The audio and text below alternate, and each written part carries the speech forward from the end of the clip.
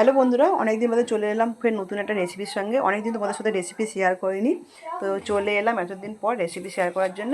দেখো এখানে অনেকগুলো কুচো চিংড়ি বলে না, কুচো চিংড়ি না ভুজো চিংড়ি, সেই চিংড়ি আছে।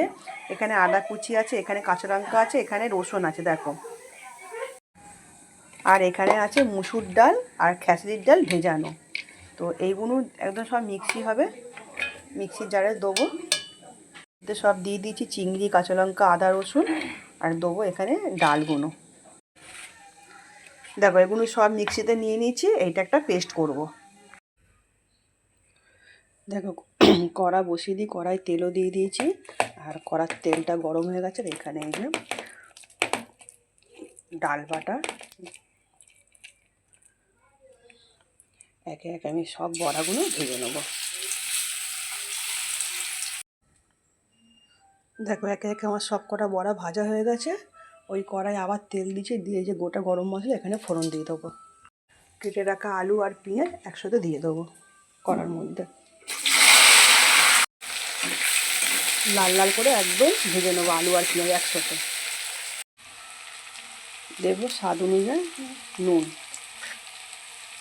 নুনটা দিয়ে ভালো করে রান্না করবো। ততক্ষণ কিছু মশলা রেডি করে নিচ্ছি, তোমাদের সাথে শেয়ার করি। এখানে আছে কাঁচা লঙ্কা, শুকনো লঙ্কার গুঁড়ো, ধনের গুঁড়ো, হলুদ গুঁড়ো, এখানে আছে ম্যাগি মশলা, আর এখানে আছে জিরের গুঁড়ো। এই সব কটা উপকরণ আমি দিয়ে দেবো। এখানে দেবো আদা, রসুন, পেঁয়াজ আর টমেটোর পেস্ট। ভালো দেখো মশলা থেকে তেল ছেড়ে দিয়েছি, তার মানে আমার পুরোপুরি কষানোটা হয়ে গেছে। এবার আমি পরিমাণ মতো জল দেবো। এখানে যেহেতু ডাল বেটে রেখে দিয়েছিলাম, সেই মিক্সি ধোয়া জলটা দেবো, আর একটু জল দেবো।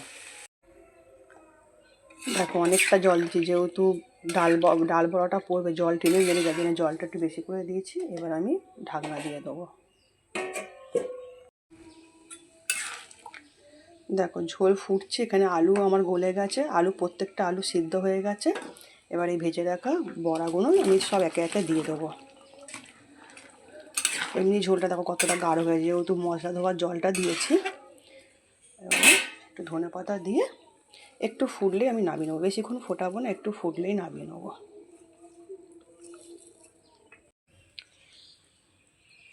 দেখো রান্নাটা আমার কমপ্লিট হয়ে গেছে, কত সুন্দর লাগছে।